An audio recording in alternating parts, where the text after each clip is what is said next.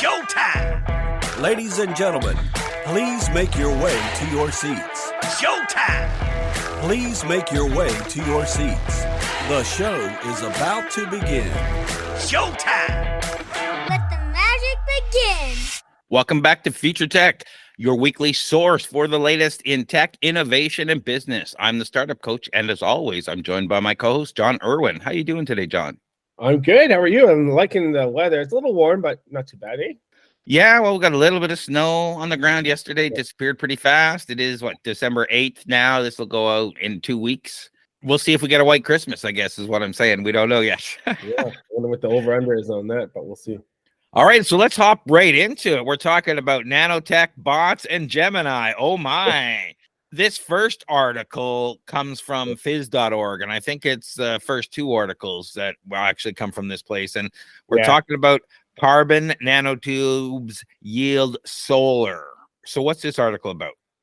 It's awesome. Carbon nanotubes, I don't know if those of you that don't know, they're a nanomaterial with tons of potential applications.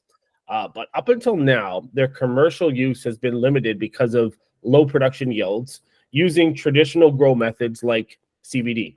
And a CVD is a reactor. It's a device used for chemical vapor deposition. So it's a chemical process used to produce high purity solid materials. And so in a CVD reactor, a substrate material such as like silicon wafers, they're exposed to one or more volatile precursors containing desired atomic constituents. So what happens is the precursors are introduced into the reactor chamber in a vapor form, so gas form, and then chemical reactions induced by heating the substrates produce the thin solid film on the surface of the substrate.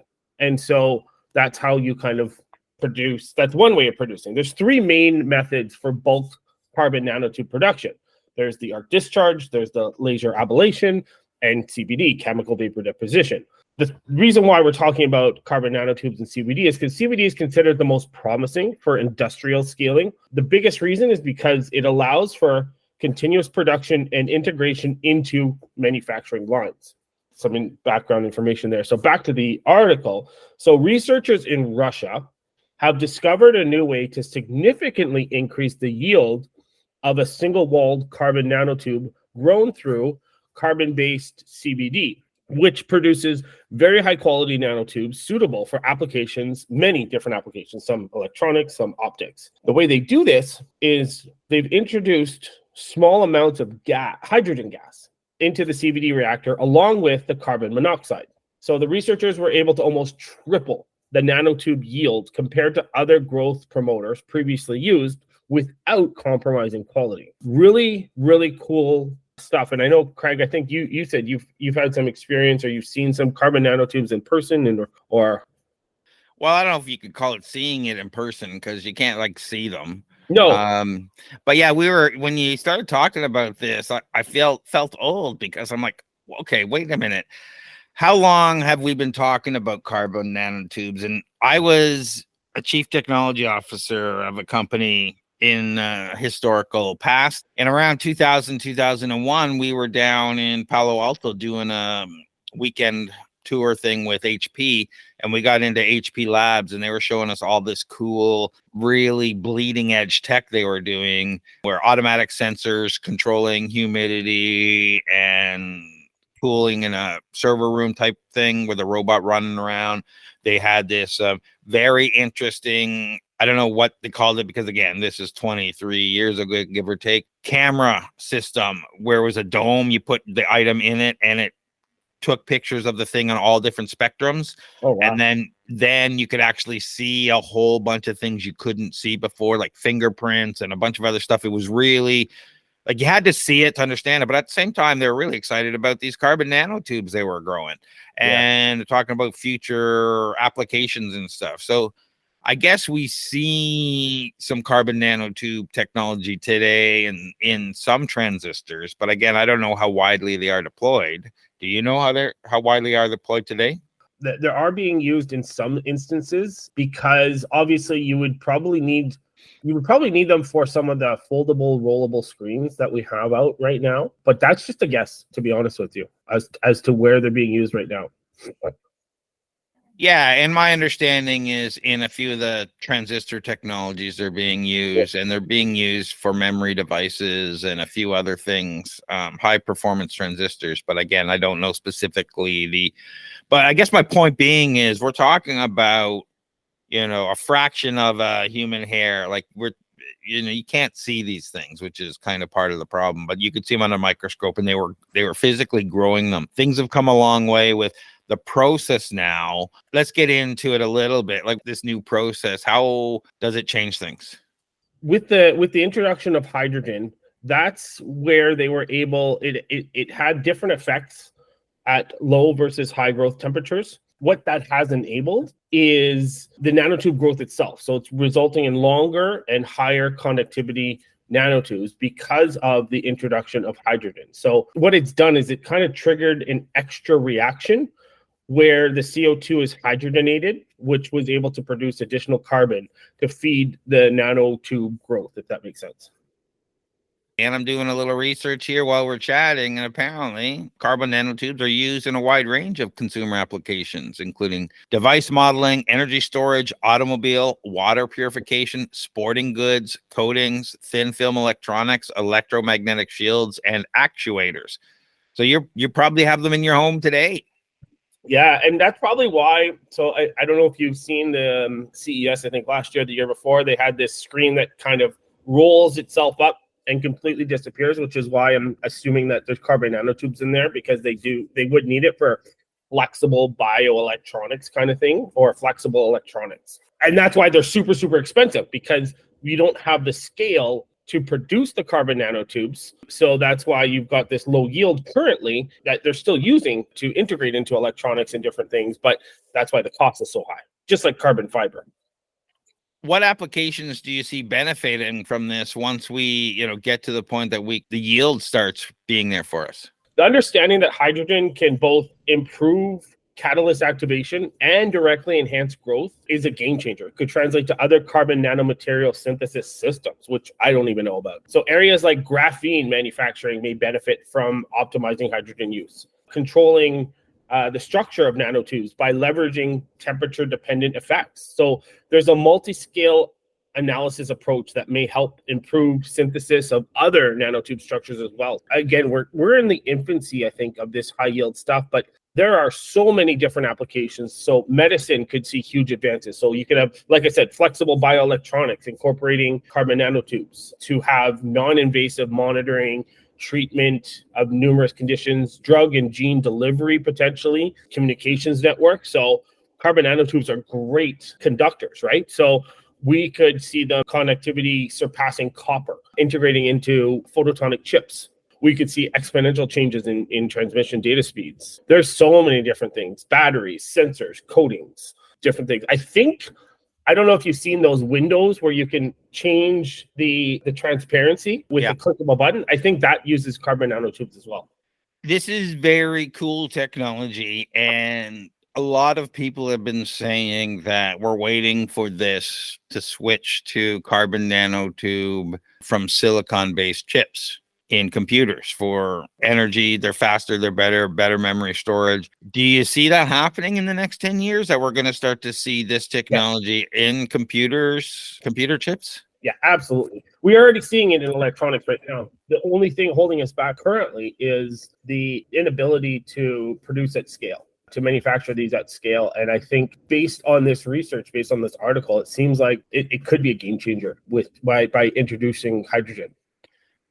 Yeah, this new CBD synthesis, I guess it's called, with the hydrogen introduction, is a game changer. What is stopping this from being, or what are the challenges from taking this to a mass scale? There's not too many. So there's further optimizing yield and consistency at higher volumes. The biggest thing is developing automated systems for this. So they need to validate quality control at scale, obviously work with industry partners to integrate nanotubes downstream in the manufacturing process. It's not so much of challenges as far as hurdles. It's more of optimizing and doing some QA kind of thing, if that makes sense. And the article talked about using this in solar cells and LEDs. Is this going to be a leap forward in the amount of power we can get from solar panels?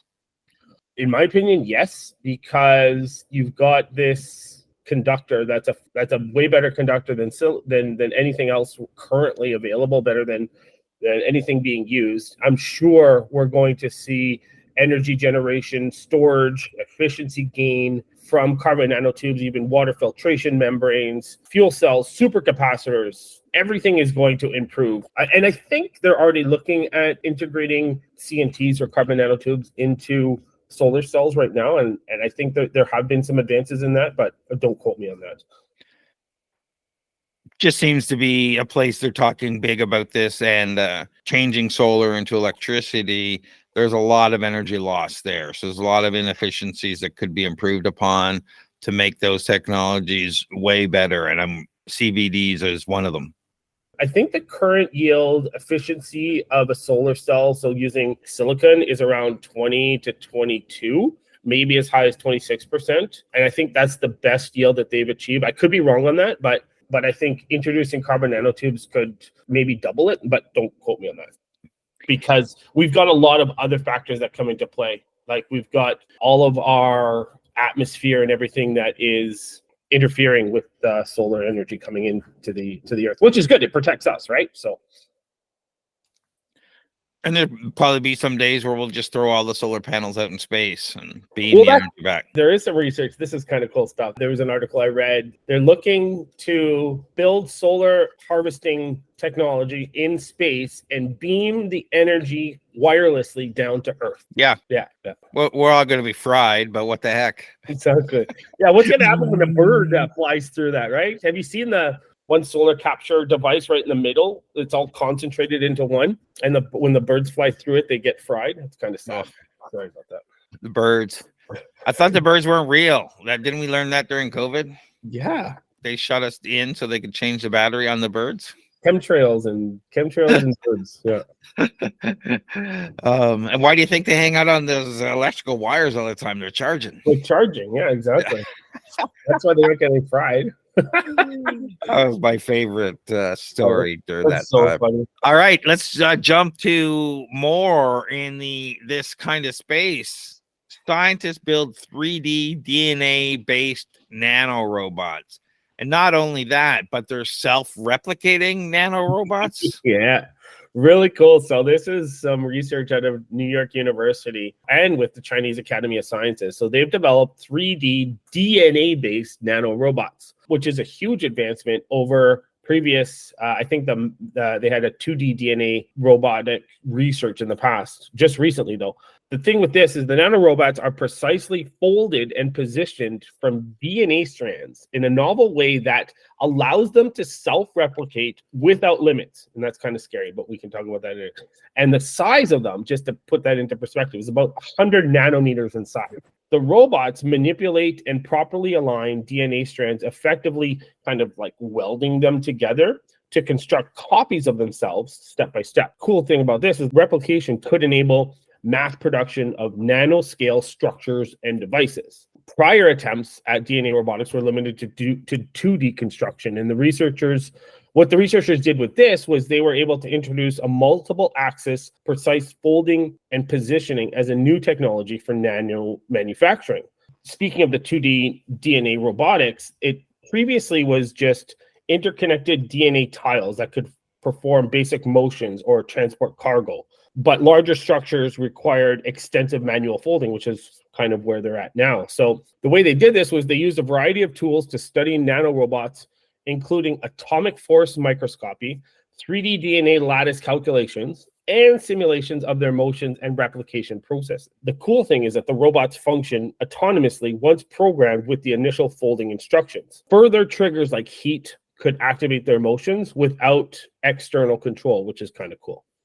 Did you ever watch Stargate? I never watched Stargate. So as soon as I read this, I'm like, oh, this is it. We're all going to die. This is the replicators, which is the number one enemy that destroys everything in the Stargate universe over many seasons, by the way. Oh. Because they can self-replicate unlimited and And I'm thinking, okay, great. We've got 3-dimensional folding DNA robots that construct 2D objects, which I can't even begin to understand a 2D construction just because I can't think in 2-dimensional space. I understand the concept, but I don't understand, what a 2D thing could do or be and exist wise, To talk about that, so there obviously are concerns about uncontrolled replication, like you're talking about, right?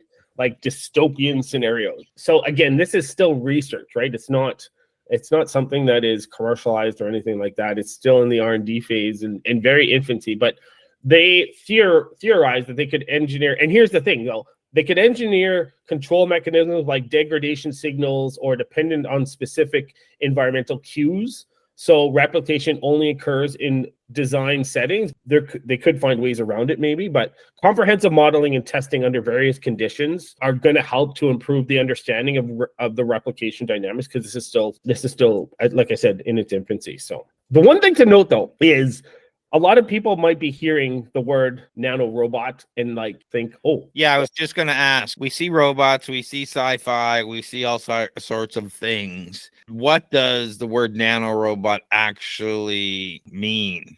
Most current nanorobots are really just nano devices designed to perform simple pre-programmed tasks at a molecular level when they're triggered by external stimuli like electromagnetic fields or chemical signals. So often they're based on DNA or other biologically programmable molecules that can self-assemble into structured devices. So they're using the word robot very loosely. It usually, if we're talking nanorobots, it usually refers to engineered nano devices rather than fully autonomous robots with mechanical structures. The other thing to note is that at this scale, between 1 to 100 nanometers, conventional mechanical structures and electronics, we can't build anything at that size for mechanically or electronically. So the thing is with current nanorobots is they can't sense their environment or perform autonomous tasks like microscale robots can. So they can simply undergo programmed chemical changes in response to specific cues. If we're talking what people think as a robot, they're more nano devices rather than robot.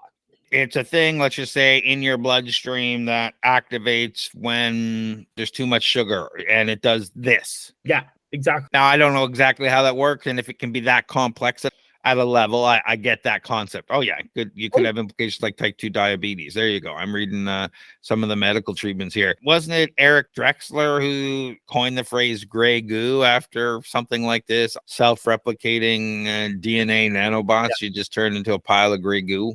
Yeah, I think we've seen that in some of the sci-fi movies as well. When I can't remember what show it was, someone got infected with nanobots, and the problem is sci-fi is way ahead of where we're at right now. When you see self-replicating, limitless DNA robots, something triggers me. I have a heart attack, and these little robots unfold their little legs, run to my heart, and each have a little microvolt and give me a little bzz, bzz, bzz. And that's their job. But, you start to think about this. Yeah, we're at infancy stage, but 20, 30 years, however long, based on our previous story, we know these things don't actually happen in a reasonable period of time. No. Because we were talking about nanotubes 20 years ago, and now we're just starting to see that we can start to manufacture them at a level that they might actually change society, in the next 20 years or so.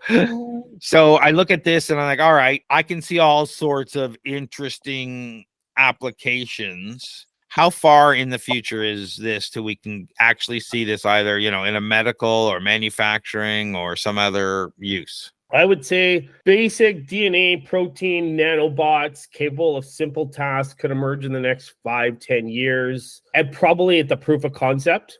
So true functional utility may take longer. I would say basic in vivo medical nanorobots for diagnostic or drug delivery might be tested in animals in the next 10-15 years if research progresses well. And then again, this is all just based on the current path of the research. Like if there are breakthroughs, we could see this cutting in half, right? Just like any kind of, if we're talking like large scale stuff, again, so Craig, back to your 20 years for carbon nanotubes, right? I would say nano factories capable of molecular manufacturing. We're talking 20, 30 years for basic prototypes, 50 years plus before we're seeing some some really good use cases, viability, integrating into world scenarios.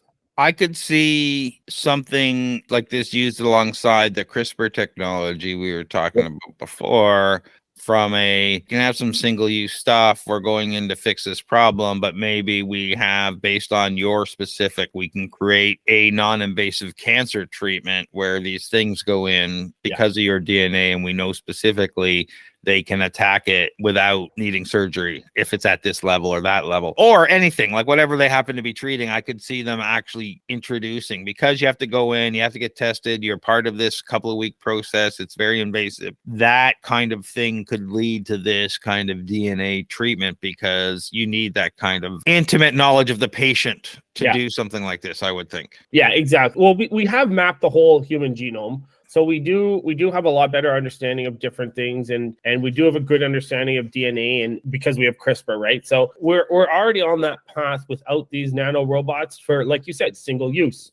This is going to be custom medicine going forward, and it's going to be custom delivery, custom specific use cases, and different things like that. But again, 50, 100 years before we're at that point, I think. And feel free to chime in here. I think it was Neil deGrasse Tyson that he's talking about 50 years from now. And this is, I guess this aligns with what I'm saying. 50 years from now, we're not going to have a problem with cancer. We're not going to have a problem with disease. And I think this might be the reason why. Yeah, but they said that 50 years ago. Okay. So it would be nice. Yeah. Yet at the same time, I don't know. That's a scary scenario too. If we don't have a problem with disease worldwide, what's our population look like, and what's the world look like? Exactly. With all this anti-aging stuff too, like what's going to happen? People might live longer. Although in Canada we're living shorter. I guess we don't have to worry about that for now. But yeah, great point though. Like, what is going to happen if people are living 150, 200 years? Probably still be killing each other. How many wars going on right now, right? Yeah, exactly. Probably don't have to worry about that. So I like the idea, the end of illness and cancer and, things like this, that we can really take back quality of life for people. And, we've all lost people affected by these things. The idea, like CRISPR's custom medicine, like we have right now, and we say we've mapped the genome, but that's great. But I can inject something into you, and your body could reject it because it doesn't recognize it. That's where we start matching specific custom medicine to you and your DNA, and we're replicating your DNA to do a specific thing, not someone else's, so your body reacts properly. There's a lot of interesting things here, scary things here. There's no reason why, at the same time, these robots couldn't be making me stronger. They're specifically designed to get my muscles to be constantly rebuilding until they reach a certain level. Yeah. There's infinite use cases for this. We got the super soldier, and I'm sure DARPA and the DoD and all those organizations probably have their research is much further along. Again, we can talk conspiracy theories all day long. Conspiracy is one thing, but we got to say that, normally the military has way more money and research dollars than everyone else, and we assume they're just farther ahead. How far ahead? That's a whole other story. So the question is, how close is the military to creating Captain America? Exactly. I don't think we're too far off. Max 25 years in the military. If the military is actually doing this and is involved and their research is more advanced, for sure. I could see so many use cases for this. I've got nanobots I trigger to stop the pain. I got nanobots I trigger to fix the broken bone. Yeah, or keep me awake for days if I'm stuck somewhere, or limited use only for a period of time, but you go really advance the in the field person's capabilities. Yeah. At the same time, with all this technology, why do we have people in the field? We have nano robots now. What the heck? Why are we sending people in? As we do these podcasts, I'm learning more as well, because I'm forcing myself to branch out and look at new things. And it's crazy to see what's being developed. And what I need to do is look more into how long has this been in development, just to kind of give a better idea, right, of where we're actually at as far as absolutely. We're talking about this stuff, and I'm like, hey, wait a minute. And then I did a little Google search to make sure, the time frame was right. And yeah, I know I checked my resume, time frame's right. But there's an article out of HP Labs in 2001 talking about them growing nanotubes and the exciting. The same thing goes with AI. We're going to be jumping to that in a second. So I'll be quiet and talk. We'll jump into that in a second. But I'm really excited about the toxic waste removal capabilities of this potential technology. Yeah. We think about this. We immediately jump to, hey, I can live forever, end of disease, a bunch of other stuff. But Like there's a big pile of plastic in the middle ocean. There's toxic crap everywhere. We're poisoning the earth all the time. If we can create these tiny robots that convert these things or clean these things up, all of a sudden that's a game changer for everyone. It's funny because this goes back to our previous conversation about the movie The Island and about analyzing your urine, right? Other than cleaning up the toxic waste and everything in the world, it just made me think if there's something in your urine that's triggered, it would trigger these nanobots to fix whatever's happening right then and there kind of thing. So it is kind of cool, but it's also kind of scary. Why are these not integrated with the toilets in Japan that you just go to the bathroom and it tells you, right? Like it's all, we don't see these kind of cool stuff here, but it's like, hey man, too much fiber, this, that, whatever. They should just inject the nanobots in you as you have your poop. Exactly. Yeah. So this is what you need. Yeah. Exactly. Yeah. The other thing too is it could diagnose too, not just treat, but diagnose. It can help with diagnosing too, right? So, same thing. Like it's diagnosing. If it tells the toilet and the toilet injects you with the stuff you need to fix it, we're going to have what we're going to call your poop medicine. Yeah, exactly. It's crazy. It's scary. Yeah. So we've been all over AI. It's been a really weird year. A few weeks ago, Sam Altman was fired and rehired, fired by OpenAI, hired by Microsoft, had his own division. They were buying stuff, clearing out a warehouse for people. Next day, he's back at OpenAI. The board has changed. This is that, and it's going on. The whole AI world is up and over the place. And then, 2 weeks later, Google says, hey, we've got Gemini. So what's going on with this? Yeah, so originally Google released, I think it was Bard AI. Yes. Yes. And I think Gemini is the next evolution of Bard. The thing is I've never been able to use Bard because Google did not release it in Canada. And we're getting into, some politics here, but because of their argument with the federal government around all of the paying for news articles and things like that. The thing is, so back to what we're talking about, Google's unveiled this. They're calling it Gemini, which is a new type of AI. We're calling it multimodal AI, which means that it can handle text, not just text, but it can handle images, video, and audio. It's what they're planning to do is power Google's Bard chatbot and replacing the previous model that it had. I think it's going to happen within the next few months. What they're doing is they're going to integrate it into Google Search and the Chrome browser. So they're claiming that it outperforms OpenAI's GPT-4 on a variety of different language benchmark tests. And apparently it was trained on a unique data set using Google's TPU hardware. Again, Google's trying to regain the leadership in AI with Gemini after being overshadowed by ChatGPT. So we'll have to see. One cool fact, though, I don't know if you know this, but GPT-4 is slated to have a theoretical IQ of 152. Einstein's IQ was between 160 and 180. Kind of cool, but the former chief business officer of Google is predicting that AI will evolve from the 150 area to 1600 IQ within the next decade, which is scary.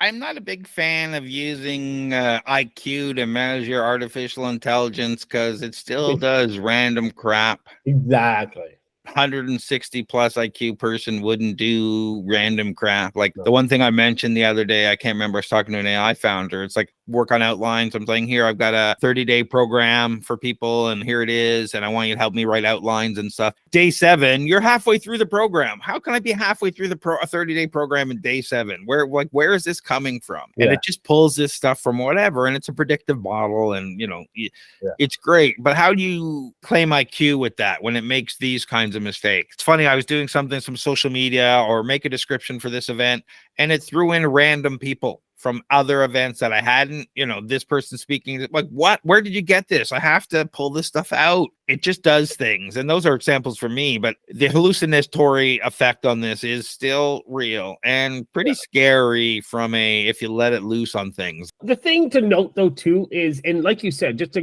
go on, for those of you that don't know what an LLM is, it's a large language model. And all these AIs that we're calling AIs are trained on LLMs. They're LLMs. So they're trained on large data sets of text to understand and generate human language. So they're trained in a way like they can't really, there's no real true AI yet, but they are based on deep learning techniques like transformer networks. They can process a vast amount of plain text. So the thing with training is they study patterns in language from tons of text, from tons of data, and come up to represent language and world knowledge. The thing is, just to kind of put that into perspective, how many words are these LLMs having? Like, we're talking hundreds of billions or trillions of words. Again, they're being trained, and it's more, if we're getting into the nitty gritty, it's more machine learning, but AI is this word that we're using nowadays right now. Gemini has some pretty cool multimodal capabilities, meaning it can process text, images, videos, and I don't know if it can produce those. From what I understand, that can't produce images yet. I don't know about video, but I'm guessing if it can't produce images, it can't produce video either. So one thing I was just researching here, it looks like if you VPN into the US, you can access it. So it's something we might try before the next couple of podcasts to see, do some comparison to let people know. Like you said, we don't have access here in Canada. And we were talking about VPNs earlier. That probably won't make the recording for various reasons. So I can feed it video and get it to do stuff, which is, I want to play with this stuff. I want to feed multiple websites to a thing and say, tell me the differences. For example, at very base level, I want the best chocolate chip Christmas cookie recipe. There's 20 out there. Here's 20 links. Compare all these 20 recipes. Tell me the differences and make your best guess at the best out of all of these. As an example, like I can think of 1,000 different better, but that's one I think everyone can understand. It's like there's so many different ways. Same thing with, we're analyzing grants. And I could feed it 20 pages of different grants from different governments and say, summarize all these for me. I want that. But most of them don't use links. You've got to do the text, all that kind of stuff. What about videos? Look, I just did an hour-long video. Can you summarize it in 10 minutes? Or can you take a look at what Justin Trudeau just did and give it to me in a 30-second kind of feedback? These kinds of things are interesting. What about analyzing the Disney investor call to find out this, and this to trigger finances? There's 1,000 things you can do. I started with the basic level, obviously. It's like, let's do this. But this sounds really interesting. Yeah, it's really cool. And like, you could use it for sports betting. You could use it for stocks, analyze report earnings, like you said, for Disney, things like that. But before we move too far off from the Gemini stuff, so they did some demonstrations yesterday. The reason why I'm bringing this up is because I just read this morning. So they were showing Gemini answering questions about videos and research papers, kind of, and I say quote, indicating its ability to understand multimodal content. But apparently, as of this morning, the validity of these demonstrations are coming into question, that they were staged. So it wasn't live. This goes back to our previous conversation about how long has this technology been around. I got to say, I'm an old man. I'll bring it up again. This was all the rage back in the 80s. People don't remember. They called them expert systems in AI, and you just add that to your company and you'd get funded.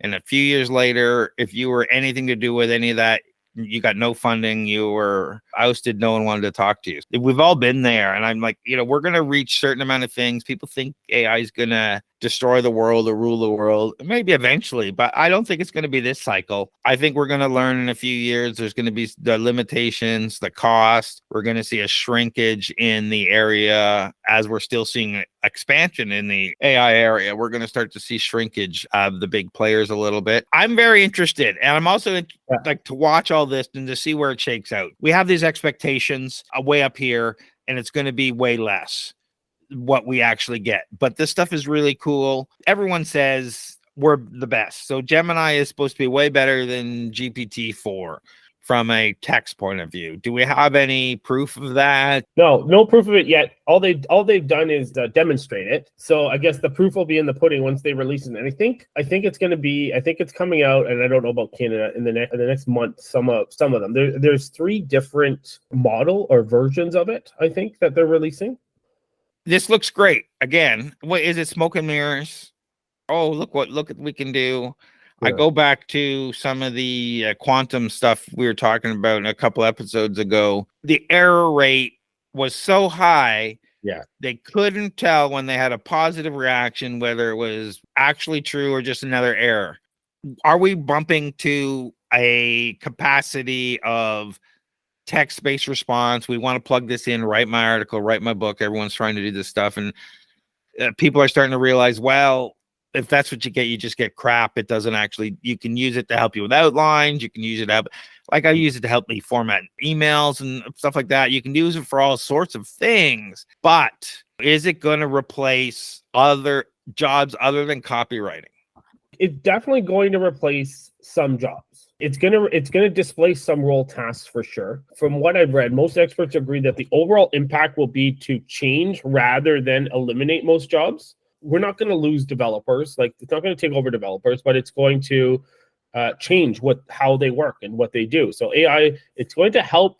The biggest thing is it's going to help automate those mundane work tasks that you need to do. It's going to augment our human capabilities. It's going to create new roles that combine our strengths with AI. The key part, though, is we have to have proactive policies to retrain workers and invest in communities. I personally believe that AI can boost productivity while maintaining a broadly shared prosperity between workers and AI. We'll see. Yeah. I mean, AI is expensive. People don't realize how expensive to run these service farms. You generate some free images. You don't know how costly it is for the people on the back end. There's a lot of money being poured into it with not necessarily a lot of income. So we'll see how that translates to down the road. Productivity is interesting. You know, we've got bots that do transcription, but what error rate becomes acceptable? Like, you know, I go back to, we move away from analog records and we move to MP3s. And there's a bunch of people in between who stayed with FLAC for a long period of time for a lossless experience because they wanted that sound. And it's not the same. MP3s are not the same. No, Listening to Bluetooth is not the same. When I put on my old Boss headphones and I listen to my old classic iPad with FLACs on it, like, it's amazing. Yeah. But we've accepted this degradation in information as far as music goes. So now we turn around and say we've got these AI bots doing transcription for us, doing this for us, doing that, creating content, creating whatever, or helping us to. Are we dropping our error rate, our error acceptance, our noise level down significantly as a result of this? I don't think so. I think it will for some people who are trying to use it outside of their own field of expertise. Because I think, and then sharing with people with outside of that field of expertise. So if they're trying to use it in a way to kind of generate content or generate a document or generate a response, and they don't understand that response isn't accurate and they don't understand where to fix it, and then they share that with someone else that doesn't understand that response isn't accurate, so they're just accepting it. And so yes, it could disseminate into a lot of errors, a lot of assumptions, a lot of wrong assumptions, because someone is using it in a way and they don't understand it, if that makes sense. Absolutely. The internet is full of misinformation. You go on YouTube and ask it a question of how to fix your window on because there's an air leak coming in. You'll get 20 different responses. 19 of them are wrong for what you're trying to do. The other 19 were okay, maybe for that person in that particular situation. What happens if they weren't? It wasn't, because it was made by AI. And now we've got thousands of these that are misinformation that doesn't actually solve the problem out there. And this is a very simple thing. How do we stop the proliferation of billions and billions of billions of misinformation created by AI, whether it's articles, whether it's political, and at some point, do we care? Do we have to buy better filters? Like, I'm not interested in censorship. I'm interested in quality control from a personal consumption point of view. Yeah. The other question you have to ask, though, is how are they being trained? How are these models being trained? Are they integrating some sort of bias into it? Right? We don't know. So we don't know. They're almost always biased. You can't get rid of it. Not intentional, but like, are we talking, is there intentional bias, right? Oh, yeah. If there's intentional bias, that's a whole situation. But I'm saying you're feeding it a mass amount of data from wherever. Yeah. That data source, are you cleaning the data to say, Twitter has got a new AI that is trained on Twitter? Yeah. Right. Is that biased? Of course it is. Yeah. Because everyone on Twitter is ranting and raving their own opinion on all sorts of different things. So you could say the same thing on almost all this AI. When you're talking about blog posts and information and scientific research papers, unless, it's peer reviewed and it's this and it's this, it's all just opinion. Yeah. So how do you tell truth? And, last year's truth, when you start talking about medical stuff, Yeah. is not this year's truth. 2, 3, 4 years ago, what medical information for treating RSV or this or that, the other thing is completely different than what we have now. Yeah. People are going to hate me when I say this, but drinking a glass of wine a day used to be thought of as beneficial to your health, and now it's not. Until the next study comes out that says it is. Exactly. Yeah, 2 squares of chocolate and a glass of wine improves your longevity by X. We get these studies almost every year. Yeah, there's always a study that defunks a study that defunks a study, and it's a cyclical kind of process. I was listening to a podcast. They were talking about the weight loss drugs, the semaglutides. Oh, Different ones. And but Ozempic. Yeah, all of them. They're semaglutide based. There's a new story about a study of 6 people. Kind of like, oh my God, you did a study of 6 people and you're reporting on it. This is scientific. And it was okay. If you take this, you have a less desire to drink alcohol. So if you're a bordering alcoholic, that's another reason to take this drug. It was because 6 people said they felt like they drank less. How can that be a study that people are repeating? Like 6 people said this. Like what?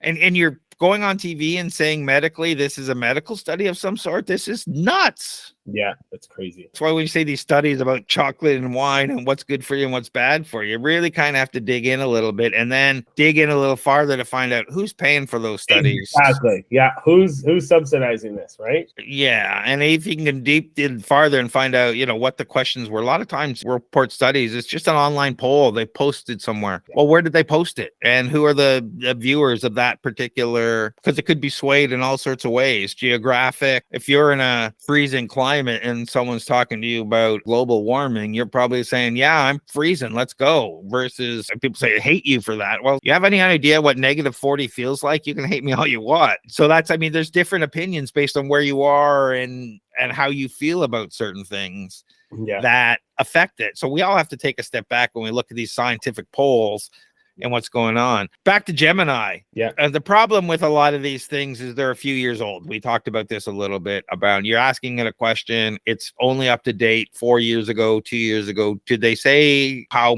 recent Gemini has been? Not that I educated? saw. No, I didn't see that, and I should have looked into that a little bit further, but I'm not sure what the capabilities are and what its latest training data would be based on. So I'm curious actually to know that now. So I'll have to do some research and follow up on that for sure. I talk to a lot of AI founders, and we talk about AI and safety, but mostly about regulation and is AI going to kill us all? I keep hearing safety first, but I'm not honestly sure what that means. Is it means let's not offend anybody by saying crazy stuff that we found on Twitter? Yeah. Or is it mean that let's not help somebody build a nuclear bomb in their basement? Well, that's more ethics wise, but I think it's just more like they're trying to be harmless. They're trying to be honest, but it's difficult. It's because these models are becoming more complex and more capable. And what does harmless and honest mean? Like, this is my point. How can you be harmless? How do you define that, right? Like, what's harmless to one person might not be harmless to another person, right? Well, we just take a step back and I say, you've lost. How much damage are you doing just with the energy created to build this product? Yeah. So you say harmless. Saying stuff like this is meaningless, but people fall for it because I sit back and say, well, what does that mean? Yeah. OpenAI was really concerned about their safety first and all this stuff. And they were concerned that Sam was running rampant over there doing maybe unsafe things. So what is that? That's why I'm curious as to where do we venture into unsafe territory? Yeah. Accuracy, is it saying what's the most effective way to clean my car? And you give me, a car cleaner ingredients and I go clean my car, but it takes the paint completely off. Exactly. Is that not safe? So what is AI safe defined? Yes. Yeah. I don't think it's currently defined. I think there's going to be some safety and accountability issues that are going to come into play and for all of them, for Gemini, for all of them going forward. And we're going to have to see how that pans out, I think. Yeah, I'm very interested. We talk about self-learning, combine this self-learning with our last topic of self-replicating DNA robots, and we should be concerned about safety and whatnot, because if I've got a entangled quantum computer network that is run by an AI that's controlling my nano DNA robot, I think we're all in trouble. Yeah. and we come full circle. You got anything to promote this week, John? There's a lot's going on. There's tons of events happening, and I think, do we have a date for the startup? January 25th. January Startup 25th. Investor Drinks. We'll be back at Futurepreneur. I'm looking forward to that. That'll be great. We'll be doing a few more events and stuff happening. I've got a how to raise funding course coming that'll probably launch in February. So look for that, like early discounts in January. And it's going to take you through the whole process, how to build your funnel, how to reach out, what's your cold reach out strategy. My funding rule is based on this. You need to talk to 100 investors within about 5 weeks if you're serious about getting 100K plus investment. Yeah. You know, you really need to build your funnel, and we go through that whole process. So if that's your funnel, what's your cold outreach? What's your percentage of cold outreach? You know, sometimes you got to reach out to 10,000 investors if your conversion on your cold outreach to a meeting is. Anyway, go through all of that to give people the guide on how to do that. My idea validation course is being updated. We'll be launching that in February as well. And that's similar. How to validate any idea with the templates and the rules, always be testing, how to go through that whole process and develop that mindset for any project and with a bunch of examples on specific tests that you can do to validate any business idea. So all those are coming up. If you want to work with me, go to startupcoach.ca, book a discovery call, taking 2 new clients now in January. So if you're interested, book a call with me and we'll do that. Perfect. And John, if people want to talk about grants and what's going on, 2024 is going to be a whole different thing. Yeah. You know, you don't promote yourself enough, but should they reach out to you on LinkedIn if they want to talk? Or Absolutely. JONIRWIN on LinkedIn. You'll find me. You'll see my smiling face. Feel free to reach out on LinkedIn or through you. They can reach out through you as well. Craig, too, if you have any questions, I'm happy to answer any questions, government funding related or otherwise, for sure. Shred, tax credits, grants, everything. So reach out. John's LinkedIn link is in the show notes always. So take a look at that. And we'll see you all next time on the Futuretech podcast. Thanks so much. Take care, guys. Wow, that was